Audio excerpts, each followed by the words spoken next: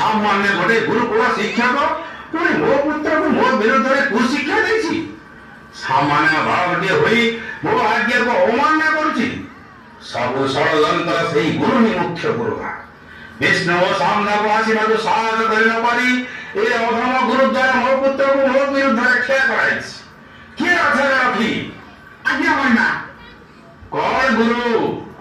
तुम ए सब करबा को साहस करो केमिति तुम पाखक मो पुत्र को पठाई देली विद्यारंभ करबा तुम किंतु मो पुत्र को मो विरुद्ध शिक्षा देलो एହାର परिणाम कोन जानिछ न तुम खाली मृत्यु दंड नुहे तीर तीर करी हत्या करा दिबो ମୁଁ ଜାଣେ ମହାରାଜ